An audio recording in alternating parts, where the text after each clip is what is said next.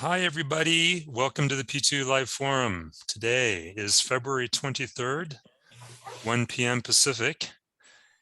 And we have a really neat topic today that a few of us have been working on. And by saying us, I'm including myself very liberally. I was just a passenger here, a crash test dummy. But if I can do it, anyone can. And that is the IoT gateway for the P2 with the Raspberry Pi, which Stephen created. So this is our main topic. On that topic, well, first, let's talk about what else we're going to talk about. Then we'll come back to this. So some additional things going on. Here's something cool that Phil Pilgrim has made. This is an air quality monitor, CO2. And if we have time, I'll show you a video of it. You can click the button on the side and then it displays graphs of the last 30 minutes, 1 hour. Not seeing it yet, Ken. Oh, not sharing. Thank you for telling me. Mhm. Yep, that's interesting. Sharing got paused, so just fix that. Yeah, we could see your first slide, but it was not changing. So strange.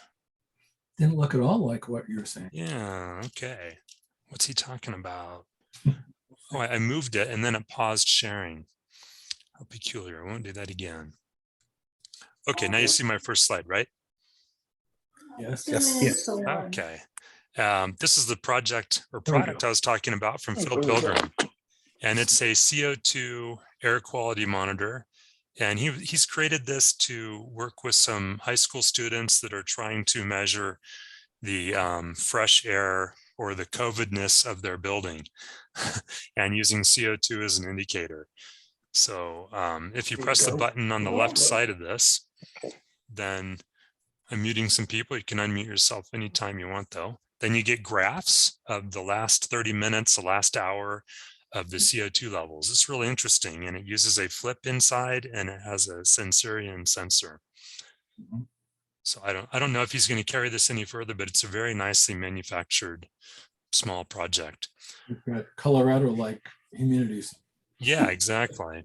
There are a couple new quick bites. Well, sort of new. Here's one that I created around floating point, working with it a few weeks ago. So I'll copy that link into the chat so people can take a look. And it has a lot of Johnny Mac code in it. And then Michael did this one, converting an Arlo to the new P2 motor driver add-on. And for those who are interested in this hardware, we're making some good progress. Actually, Stephen is. Towards combining all chips low-level work with a high-level interface so that we'll have like a really awesome, powerful, capable motor controller with hoverboard motors. So that's coming along nicely. Today, Stephen is sharing with us all of his work, and there are two ways you can help him. And he looks very sheepish about this, but I think it's a big deal. We need to support our contributors so they keep working for us, just like we always do when somebody has something to share. So in his case, I found out you can buy him a coffee. So you can give him $5 or you can become one of his Patreons, whatever you want to do. So two solutions there. And I'll also copy this in a little bit later. There's a significant amount of work in what we're going to show you today. It probably helps that he has worked with the Raspberry Pi on his Home Assistant project for many years prior, and that he knows Python quite well. So we get to leverage a lot of that experience to get this effort accomplished. So back to today's topic. Our general format goes like this. We're going to show you where the resources are on GitHub. And Stephen will show a block diagram. We've got two short demos, they're about a minute each. One is about using email, sending an email from the P2. The other is controlling the WS2811 LEDs over a web page. And we'll show you generally how you add the gateway to your project. We'll show you the P2 object, the Python script, and just kind of get you familiar with the tools that are used here, and then how to contribute or submit issues to the project. We'll also show you what we have done and then what is not done or what could be done in the future. So at this point, we're going to be putting this out there and letting people use it, and then we'll allow the user feedback to guide us forward about what other features people would like. And then finally, we'll discuss some of the future possibilities around just the development tool part of this when you're using a Raspberry Pi, and what might make your job easier. Because we pull out the Raspberry Pi, we hook things up, we can also put it away and remote into it, which I didn't get to, but everything that Stephen is showing today, I was able to set up successfully. And for those who've not used the Pi, to me, it's very much the single board computer that is cheap. It's $50 for the most expensive one. And we all have all the other pieces laying around. So you just plug in the parts and you're underway. It does what it does quite well. And it negates the need in my mind to make the P2 a self-hosting device, really, because the Pi does that. It does what it does very well, and the P2 does what it does very well. So putting the two together makes a lot of sense to add some real-time IO control and all the analog inputs to the Pi via the P2. So let's see. And after this topic, which should go, I'd say 30 to 45 minutes. And by the way, you can ask questions anytime we're talking here. Just unmute yourself. And if it's something we'll address later, then we'll kick it down the road. If not, we'll answer right there. We will have a small presentation from John Huffman and Johnny Mack on their project as well. So lots of cool stuff to share today. And I'm curious, before we start, has anybody already set up the IoT gateway here? You can reply in the chat or just say, I have. Is anyone trying and then they've gotten stuck yet?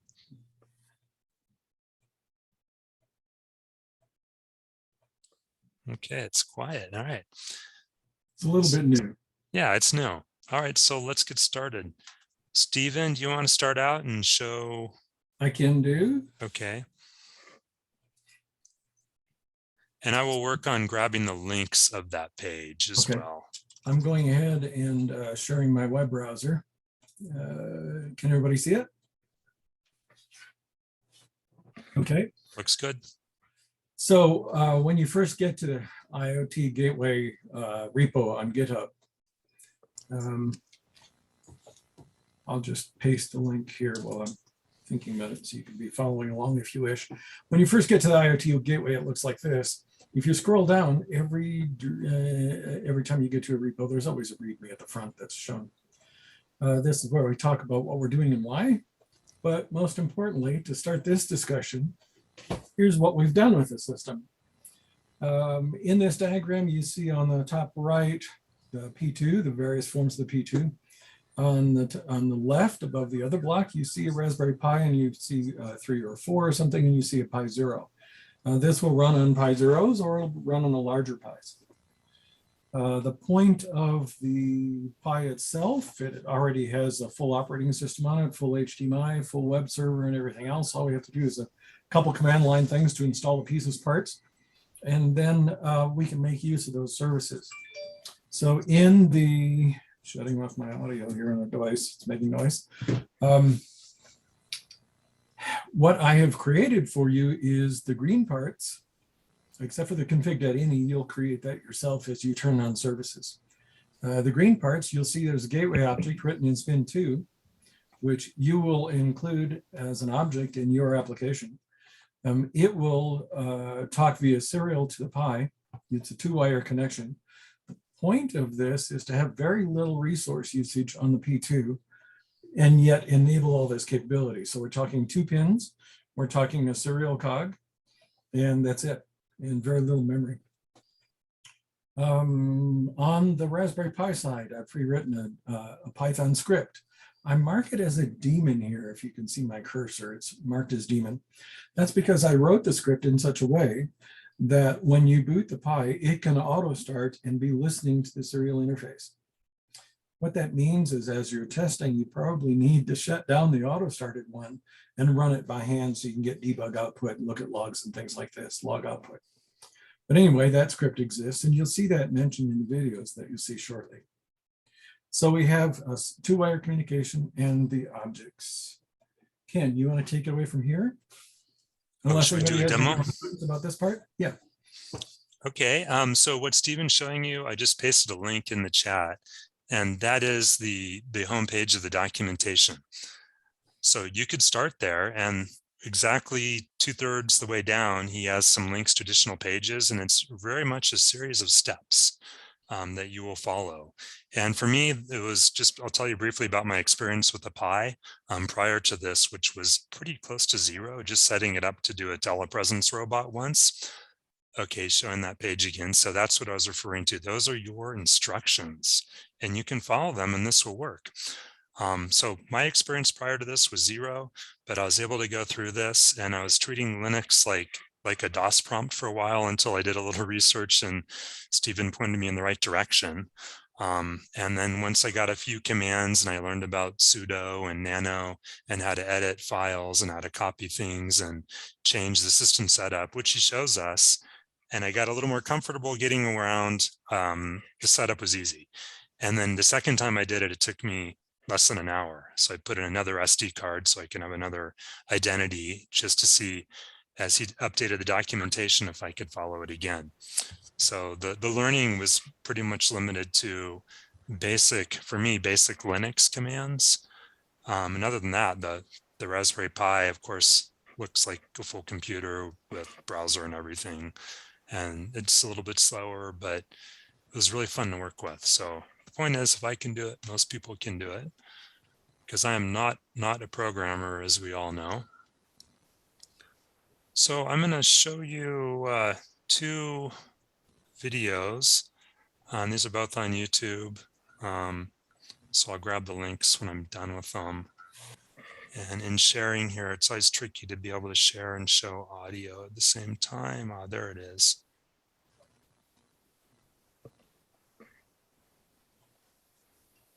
Okay, so the videos are very short, very fast. The first one is email send. If you subscribe to our YouTube, you probably already got this yesterday or last night. So this is a 1-minute quick look at the whole setup. And I'll restart this with audio. And if you could tell me if This is an example of sending an email from the Propeller 2 using the IoT gateway, which is running on a Raspberry Pi connected up to a P2 Edge.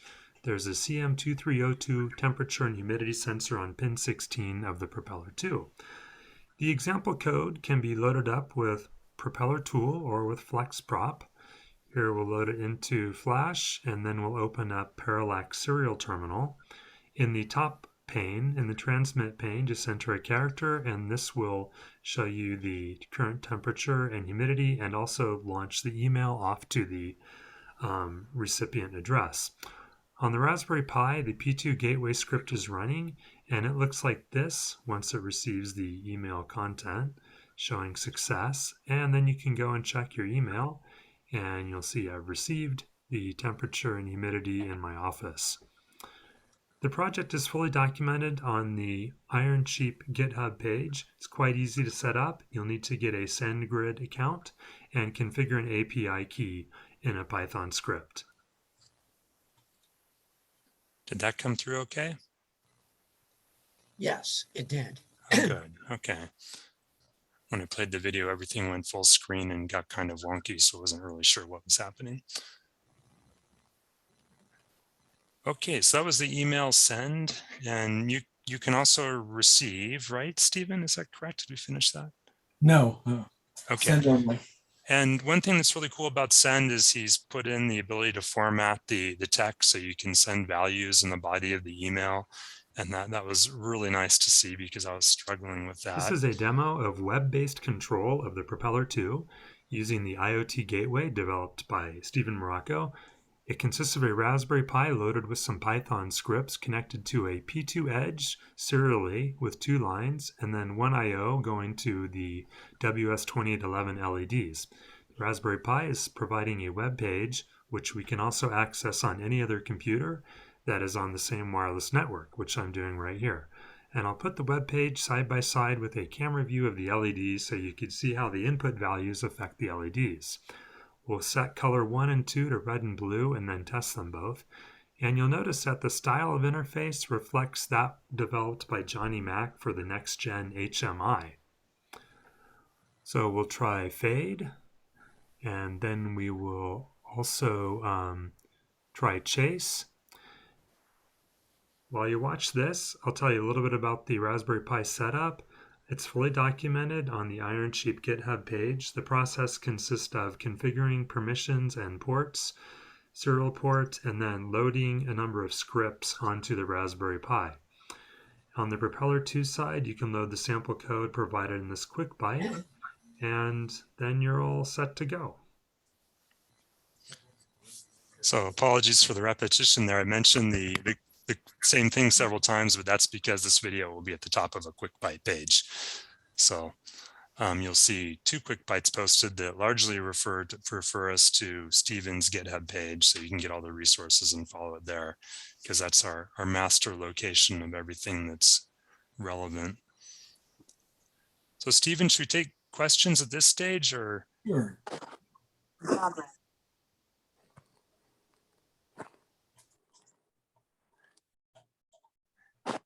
And yeah, provided no questions at this point, maybe we should talk a little bit more about the script that you made and how it works with the email and the web page, or the spin code, and also how to actually get all these files all at once for people Sounds that good. are One of the GitHub things challenged. one of the things I wanted to show you was this is essentially what you need to do to format the body of the email. I wanted to show you that since people were sending it. It's all very much like Johnny Mac's printf. It's just in memory string. It's a sprintf, if you will, if you're familiar with C. And then sending the email is nothing more than a single invocation. That's it. So when you're working with the gateway, it's identify this hardware platform, so you can do something with the identification and then send the email. So that's that. I just wanted to show you how easy it was to make all that go. We wanted to talk about adding it to. So I have down this set of links. You're going to go through this configuration as you set up your tests, these 4 links. You're going to go through those once for your Pi and get the services set up. So you're not there very often, but it's good detailed information about how to set it up. So that's the additional pages section on the top level README. Let's talk about developing your own application for a minute. When you're working with an application, there are, I should revisit this. This may not be correct, but there are objects that we provide, and you're going to include them. And I have a queued serial receives so that Pi can send continually, and we'll just buffer it up and then process it like you do when you're playing with a next-gen display. You get the same type of interaction with this serial interface. You set up the pins for your I/O. I use 25 and 24 in this case. Set up the baud rate. We've tested it to 624 kbit. This allows the Pi to buffer with no traffic loss. I have serial tests in there you can test the interface with. And then what you're going to do is you're going to start the gateway with fixed values, and you're going to identify the hardware to the gateway. That way you can report which P2 platform is connected to it. And then you stop the gateway when you're done with it. That's all there is to it. SendGrid will have configuration values. You want to sign up for a free account. This is if you're doing email. And that's all in configuring the email setup page, but you'll be modifying the config.ini to do that. And the gateway has these methods supported right now. And so you can see start, stop, identify hardware, send email, file access, read and write longs, read and write strings for files, and collection names. Files are nothing more than collections of variables with values on the Pi. And I don't really give you a chance to write anywhere you want to on the Pi. We have fixed values because there's a lot of security involved in user account setup. So I give you like 6 or 7 locations to play with in the Pi. So it's really simple to add. You incorporate the objects and you call the methods you want, just like everything else. You do have to set up the pin hardware, and that's where connecting the P2 to the Pi comes in. And it's basically transmit and ground. You can see I use the 25 and 24 in my example. I give you header numbers. I give you GPIO names for the Pi because you'll see them numbered different ways depending on the reference material you're using for the Pi. Let's see, technology and tools used. I want to point this one out. because there's a lot of different technology used, and I want you to be able to find things. This isn't, yes, okay. If you're playing on the Pi side and you're playing in the Python language, there are references for Pi right here for the Python language. If you're working in HTML, if you're creating web pages for your own interfaces, there are references. I use these references every day when I'm working in this material, so these are good, solid references. I put them here for the entire language. HTML is what the web page is written in if you're scripting it, if you're not using a WYSIWYG editor to generate your HTML. It is styled with CSS. And again, here's a reference. And then we get values and put values from the web pages using PHP, which is an interpreted language that's recognized within the web page source and processed as the page is loaded or as you're pressing buttons on the web page. So that's what that does. I have additional information for which extensions I use in VS Code in these pages because I tend to use VS Code for developing all my Spin2. And then it's either I'm working remotely on a machine, so the code's already sitting there on the machine ready for FlexSpin to compile it, or I'm working over Dropbox, and then my Windows machine can load it into PropTool or PNet and download and flash that way. So I tend to work a lot of different ways with these machines. On our list, show the gateway script. Back up to source. While he does that, just commenting on the SendGrid email part. So you can go to SendGrid, create an account, and you can send 100 messages a day for free. And in doing that, you'll configure it to have an API key, and you'll take that API key and plop it into one of the Raspberry Pi scripts that Stephen shows you. And so your P2 code is never hosting your email login information. I have a sample config.ini, and the setup instructions say basically copy this in that directory to config.ini and then make edits. The script will read this then. And so what you're going to set up in the case of SendGrid is you're going to uncomment this and say use SendGrid. You're going, that's this one. And then you're going to uncomment and insert your API key. So there's no login and password information here. I wanted to make sure that wasn't kept anywhere here. And then your from address, SendGrid requires a single from address for all the mail that you send. And you register it with SendGrid, and then you'll enter that right here in place of that. This, and then you'll uncomment these lines. And so that's what we mean by configuration. You create your config.ini, record the values in here, and then every time the Python script runs, it's going to read this and use the values that you recorded there. This is what the Python looks like. It's quite a bit of code, 1,200 lines, nothing too special, but it does handle command line options. And so I'm pointing that out because we have, I'm scrolling way too fast for y'all to follow, just pardon that.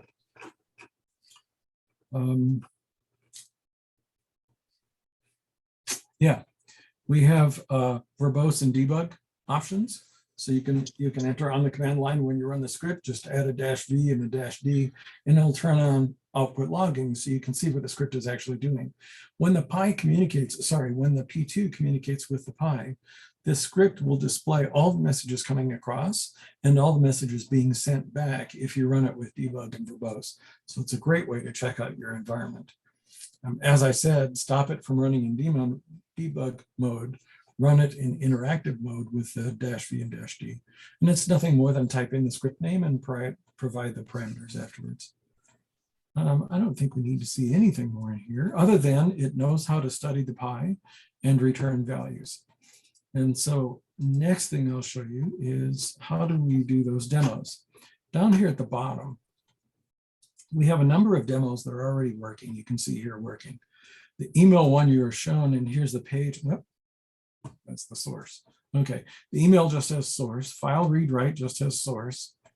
The proc RPI, same thing, just has source code. But when it gets to the one wire or the LED string, let's look at those. So I give you a sample of what the page looks like. I give you where the source is, and then I give you a zip file of the web page. And I tell you where to install it and things like this, and how to wire up the LED string for the demo. If you put it somewhere else, just change the pin number in the code. Unpacking the tar. Whenever I give you commands like this on these web pages, you see this copy button. If this web page is being shown on, if you remote it into the Pi or something like this, you can literally copy and paste and run those commands. I built it so it's real easy to do that, so you have less effort in trying to run things. What's the page doing? It describes it, but my point of showing this is you see this region right here. The script studies the Pi and will tell you, you can access that data, and you can either bring this data back to the P2 and use it, or you can display it on web pages, or you can send it out by email, stuff like this. So this actually is the model of Pi that I was running on at the time when I ran this. Again, capability of the script.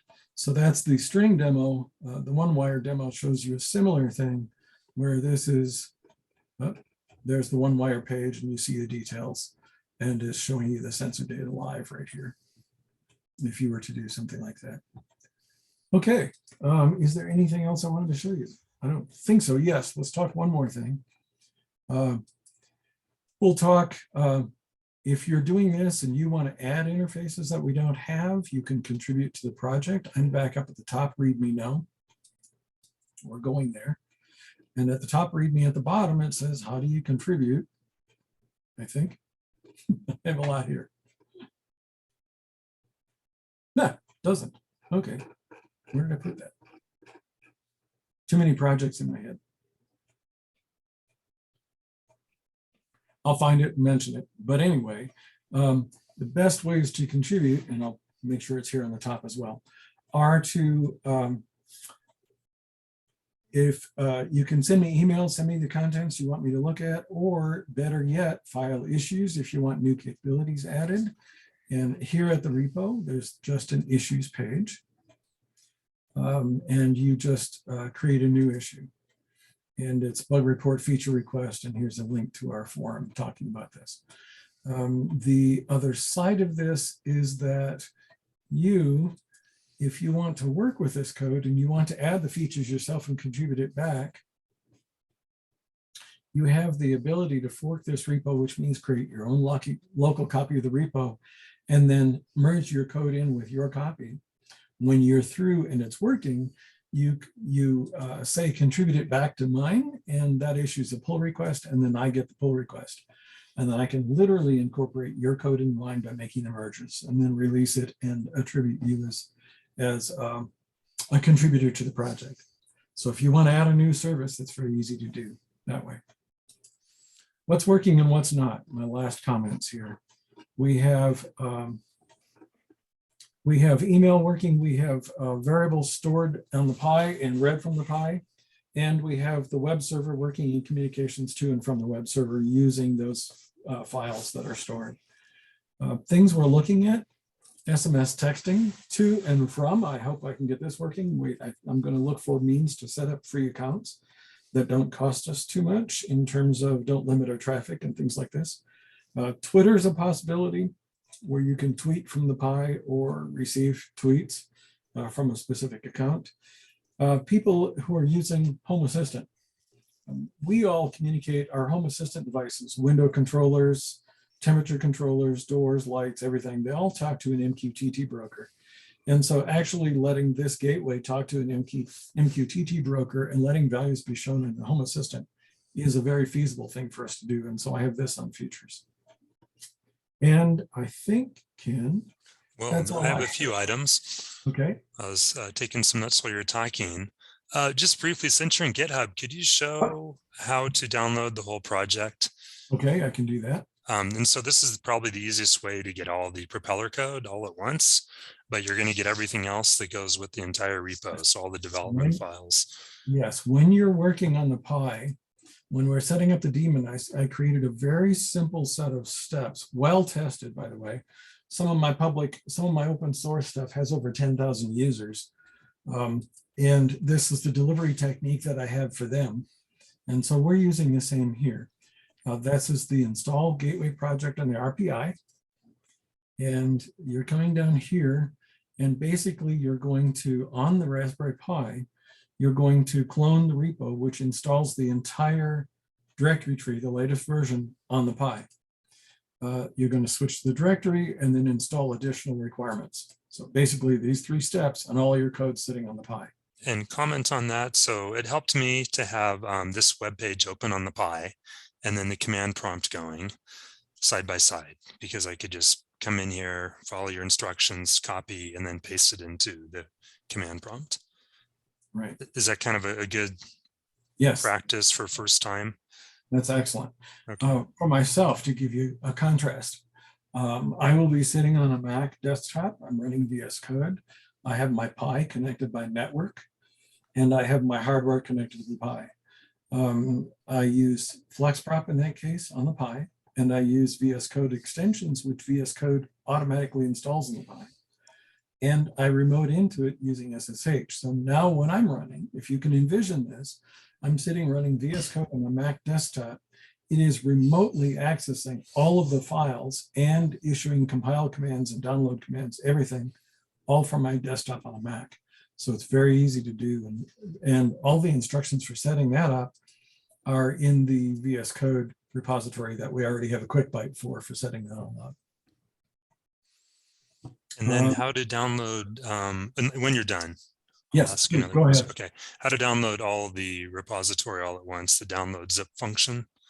Oh, well, I actually don't use the zip because we use the clone, the repository clone. Oh, not for copying to the Pi and installing on the Pi, but like the P2 source code. Oh, okay. You can either copy them from the Pi itself in this directory in your source, or you can download, as Ken's suggesting, from right here. You can download the zip, or and operate it with it that way. If you're looking for the individual releases, there's an additional way. You can download the zip right here as well, zip or tar-gzip. So both are available. Anytime we make a significant addition and it's been tested with all the demos and we're certifying it, then we'll put up a new release point and so you can get it there. If you want what's absolutely latest in repo, work done after the release, then you just download this zip instead. And that's all the latest. Does that help, Ken? Yeah, that does. Mm-hmm. Yeah, because there are a ton of spin files there, and there's a lot of Johnny Mac content you're going to want to grab on the way. All the P2 sources in here. Yeah. That's what it means by a ton of. Exactly. And that's all in P2 source.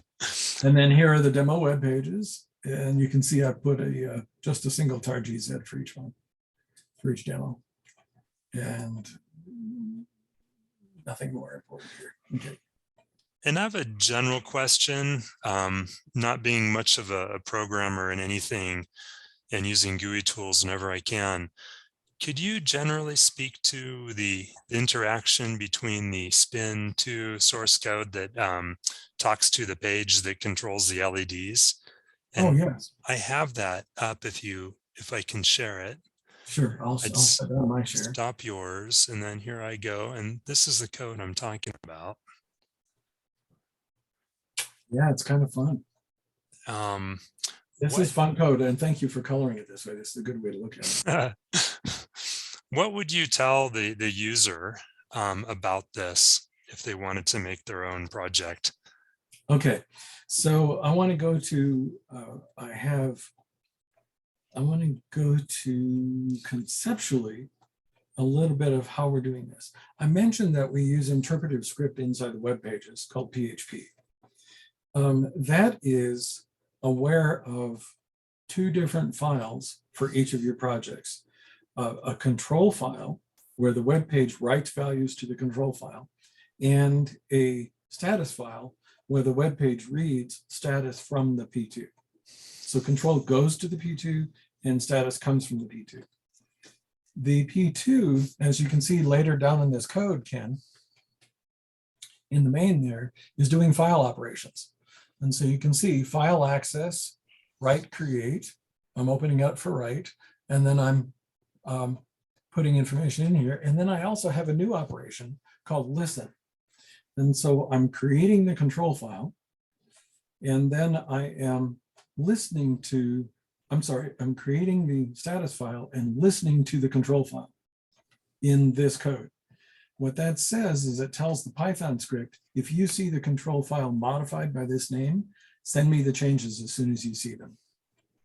And so now you see a loop here that's processing the changes as they arrive, because they'll come in color 1 : value, color 2 : value, color delay : value, and mode value.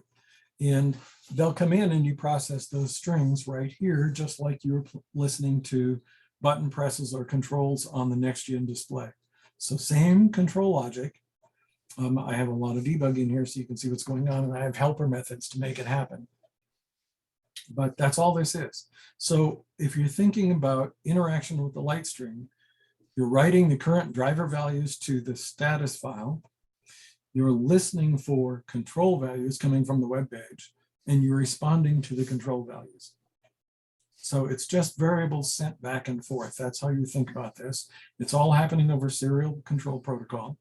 We have special protocol markers such that things you send will not be impeded or recognized as those markers. Those markers are out of the normal data space. So while they're still ASCII text, they're really unusual character patterns. So you can pretty much send and receive anything you want in your strings, and we won't recognize it as markers. Again, this is running at 624 kbaud. So it's a reasonably good speed to get things back and forth. Does that help answer the question? Generally, yeah. I mean, I think modifying this to be something of my own would be a big step, but well, yeah, we'll you really have to think about what variables do you send and what variables do you want to receive. You name the variables, and then you set up the code to handle them when they come in. All of these files are, I don't know if I have any text to show you. I don't think I recorded any in the repo. But let me share the repo again. Thank you, Ken. Yep. And I don't want to go too in depth on this, but let's see what I can do. Let's go to the demo page. I have to think about where things are. Okay, here are the folders you can read right to with why you can use those folders. I gave you a script called ls gateway dir's to list the folders and their contents.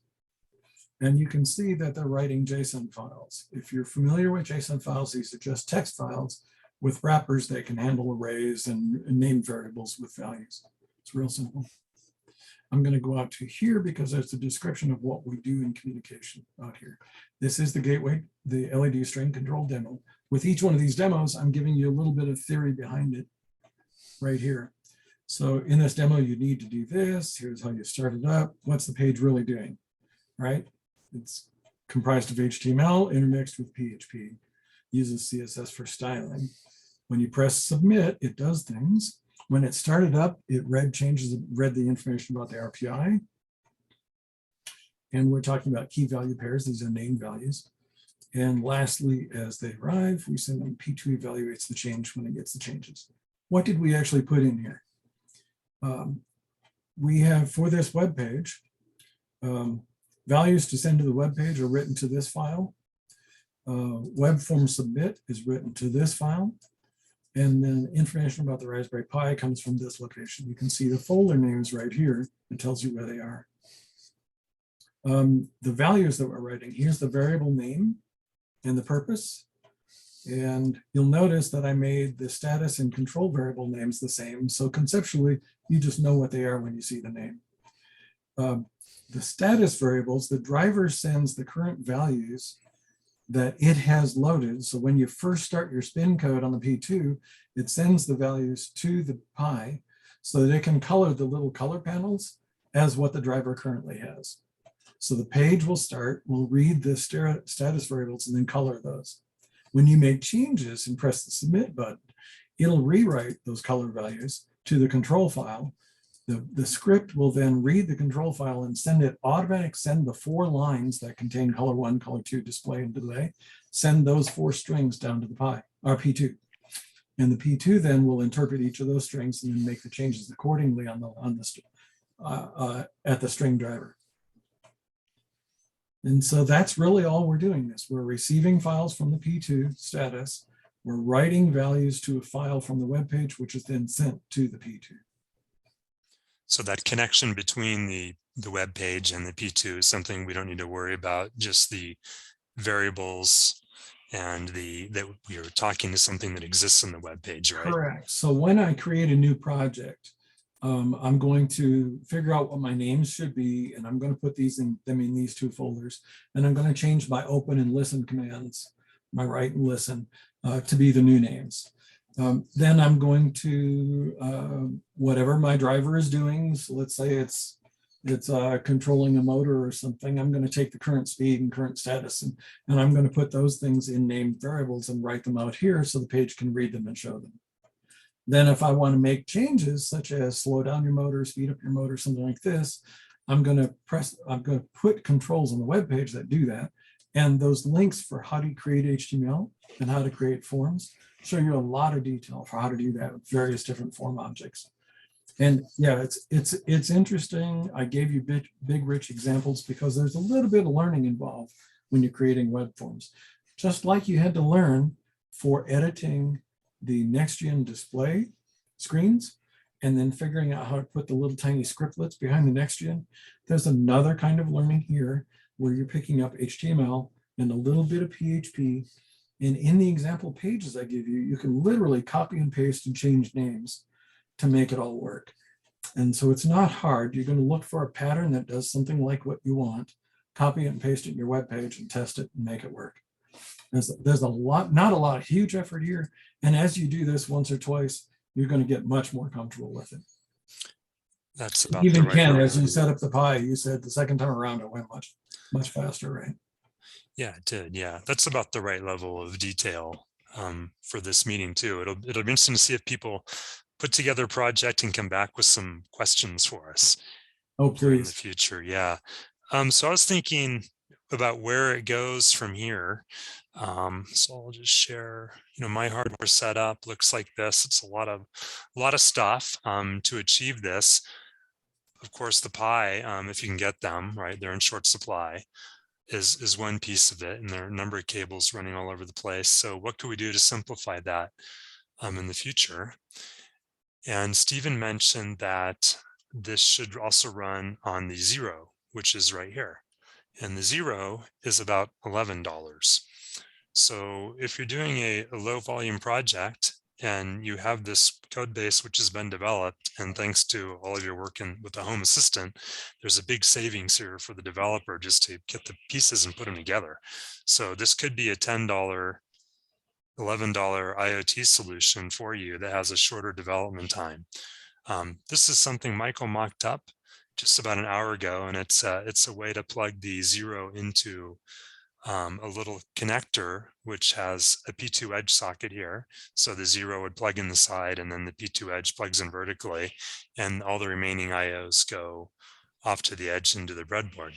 But after looking at this concept, we realized it could be much better to treat the 0 like we do with other breakout type adapters that we made for the Johnny Mac and the P2 demo board.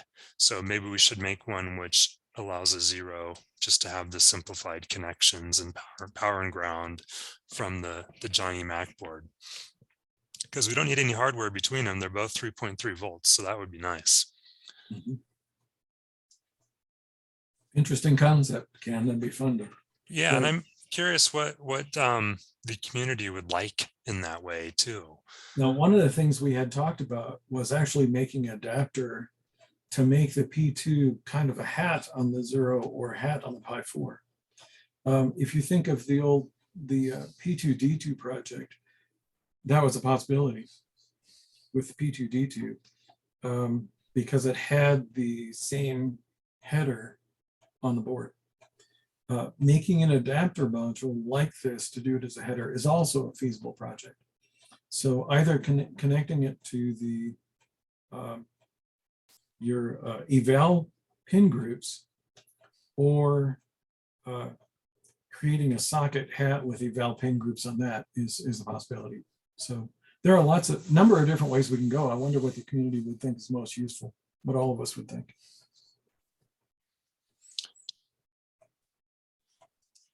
Yeah, and then I also have followed a little bit of the ESP 8266 or ESP32 discussion on the forums, and we really need to have two solutions that are properly documented, that being one of them. And I know several of us who are here have worked on that and just really love it and know it inside and out. But if we could bring that down to a level where others can start to understand it, I think it would also be a good thing to have. And we'd like to feature it the same way as in Quick Bytes and in GitHub, so that we could just hook up and start using the code. Stephen, do you want to comment on some of the development tool possibilities? So you mentioned that you could remote in your Raspberry Pi using Visual Studio Code. Yes. And write code that way, which is really easy. And that works from both Windows running Visual Studio and Macs running Visual Studio, or even a Linux desktop running Visual Studio, or even using the Pi itself as a desktop. Yeah, so that's the other piece. Visual Studio natively on the Pi. You could put VSC on the Pi? Yes. Okay, and you can also put FlexProp on the Pi. Yes. So you could set up this whole project without a computer. You really could. Well, the Pi. Yeah, I guess I'm talking about this brick in front of me that went into update mode before live forums today. Oh my gosh, yes. Without those kind of problems, yes. So yeah, monitor, keyboard, mouse, Pi, and that's all you need. And all the rest of the software is free. Cool. Can I interject on that a little bit? Yeah. Please. Yeah, I actually do that, but I also run VNC Viewer on my Mac because my Pi is in another room. It's in the laundry room. And I have a P2 hooked up to that. And I run VNC Viewer. That way I can see the screen of the Pi as well. But I also SSH into it, and I'm able to, bring up its terminal window on my Mac. So I can sit here in a nice warm kitchen area Yes. while the RPI 4 is in the other room. And I also have it with Parallax Wi-Fi, and I'm able to program it from the Wi-Fi. So I can have a P2 sitting here plugged into just 5 volts, and I can program it from the RPI 4, see the screen if I want, and watch the the LEDs blink to make sure it's working. Because I've been fighting this thing with getting be able to program wirelessly, A, and B, to flash, and I've had various problems with that, but today it was working quite well. So those are all possibilities. Yes, and that's an excellent mention too, because in my instructions, when I have you set up the Pi, you'll see that I'm enabling SSH and VNC.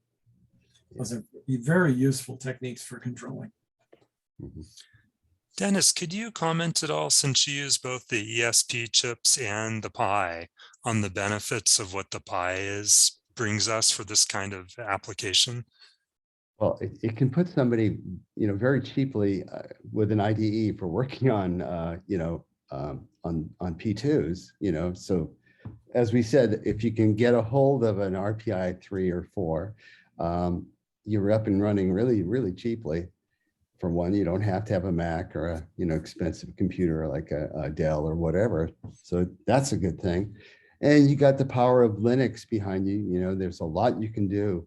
I just saw some code, and somebody had done it, put it up in the forum, and it's a Python code that talks wirelessly through the from the Pi to the P2. So I've been playing with that this week. So it's really powerful. There's all these, Linux pieces of code here and there, socket code in Python or whatever that works. So there's a lot of utility behind that.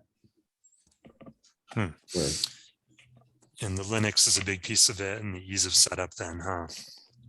Yeah, that is. I actually run an RPI4 with instead of an SD card, it's running off a solid state drive. So it's really quick, and it's got a lot of space, so it's really, really, I can use it just like any other personal computer in the house just about, except for, you know, certain limitations. So it's a full computer. And on the supply side, you mentioned about possibility of getting them. Yeah, it took me a month to get a Pi, but Parallax is working on getting these in stock, and we're making some good progress. So we'll have the 0 and the Model 4 Oh, at that's some great. point. Yeah. Ken, may I show my screen one more time, please? Yeah. And then also any questions people have, drop them in here, or just unmute yourself and ask. Just to show you how crazy some of us get. When Pis were easy to get, you're looking at this is my Home Assistant dashboard, all of my Pis checking in. Well, 4 of them are offline.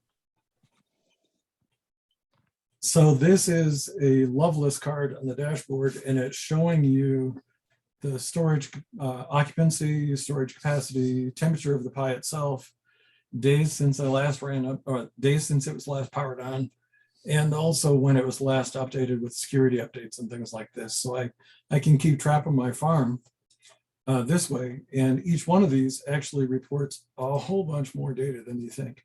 We were talking about MQTT broker. This is a daemon that sits on the Pi and reports via MQTT all these details.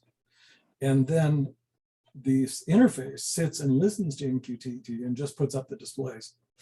So you can see how much I know about each of the Pis and what my host names are and what daemon version is running and things like this here at the dashboard. So just to give you a sense, I'm kind of a nut with little tiny machines. And this particular card and the daemon has something like 1,200 users so far worldwide. So kind of fun. Wow. So we have a lot of Pi users that are interested in tracking the status of their Pis and maintaining updates. So now we need to find out, or someone needs to develop the perfect P2 Pi application. There you go. So what does the P2 do very, very well that can be shown over the web via the Pi? That's the challenge. And so let's get some questions too. Who might have some questions about what they've seen today? And I just got one message from Martin. Yeah, this is not a new topic. It's been brought up many times before. So it's good to see it mature here to be more useful for everybody. Well, what kinds of questions might we have? I got a question for Stephen. Let's say you're running that web control LED demo and you're in the middle of it and you have a power interruption after a reboot. Is your last selection come up as far as the colors, or does it reinitialize? I don't see a right file for your current selection so that if you have a power interrupt, you reboot with that color scheme. Yeah. Let me think through this verbally. The P2 doesn't have state. So on power up, the P2 is just going to restart and come up with the driver hard-coded initial string settings, which it's going to send by status to the RPI. The RPI, when it booted, will automatically start the daemon and start listening on the serial port. When you load the web page, the next time you point the browser at the web page, it's going to load the values from the status file, which were sent from the P2, and configure its interface. We could actually put logic in there that says, do we want to load from the control file or the status file based on which is newer, which would be the last things you sent. But technically speaking, I think every time you send to the P2, it also sends the status back. So that may not be necessary. Does this all make sense? So what you're saying is your last selection wouldn't come back up because it seems like the P2 will give the status, the initial status, not the last status, and it reboots to your start condition and not your last condition. Correct. Correct. Correct. Yeah. As the demo is currently written. Right. Think about the freedoms you have now, though. The P2 can actually say, give me the last, read that status file that it last wrote, which is the last time you told me values, it could actually read that and load those into the driver as the first thing it does. Okay, okay, good. So it's really not hard. This is actually a very convenient mechanism for saving away. I mean, we've got other ways, SD on the, or EEPROM on the P2, but it's another, think about this, it's a weird thing you can do is actually pick 5, 6, 7, 8 values, stash them out to the RPI on startup, and then read them back the next time you start up. So it's also a way to do that kind of thing as well. That's why I did the named variable reading and writing as one of the first things we did. So we had that kind of support. Have you ever had a Raspberry Pi lock up, let's say a remote one that's not in your house, and you needed to reboot it remotely? Have you ever had that case? And is there a way to work around that, like a cron job to reboot it every, you know, at 6 a.m.? Or is there like a heartbeat that you could send from the P2 to, if there's no response, reboot the I'm going to answer with a little bit broader response. The answer is yes, and the answer is yes for damn near every machine I've ever worked with. I've been on HP UX Linux machines, BSD since the 80s. Yes, every machine locks up, and every machine has to be rebooted remotely in some form. In the end, what we always go to, instead of on-machine security or on-machine watchdogs, is external hardware controlling power. And so you can actually find Wi-Fi based power strips now that you can put next to it, and you just hit that and kick the power and your machine's back on the air. Yes, you can put cron jobs in place and have it reboot periodically. If you have that kind of problem that needs that, there's probably a configuration issue with one of your drivers or something else. So I would chase that. The most frequent failure I have is when I make bad choices on using micro SD or SD cards for the wrong purpose. With now video systems, you have high frequency write, and you can reach the end of the write lifetime of some older SD cards much more quickly than you'd think. And so make sure you pick, and I even mentioned this in the Pi setup, if you have camera and you're recording video or you're recording image frames, you know, hundreds of times a day or something like this, go to the extensive write SD cards that are built for high count writes. Then you won't have those kind of failures. So yes, I've had probably out of the past 4 years with Pis and the farm of Pis I've had one SD card failure over that time. And it was due to write frequency. As a follow-on to Kevin's question, you show us how to restart the script on power cycles too. It's actually, when I have you configure the script, the steps actually say configure it as a daemon. Enable the daemon, configure it to auto start on boot, test it manually first, but then from then on, every time you boot the machine, the daemon's already running. One of the next things I could add, I should probably just enter an issue for it right now, is add logging. So everything that the daemon's doing, we keep track of. I know I wanted to do that, but I was in a rush to get this thing out and then move on to the next, that I needed to get this out, and I failed to put logging in. Probably a couple days effort, and we'd have full send and receive logging that you can then interpret and review. Look for what your scripts are doing. Cool. So more questions on this topic?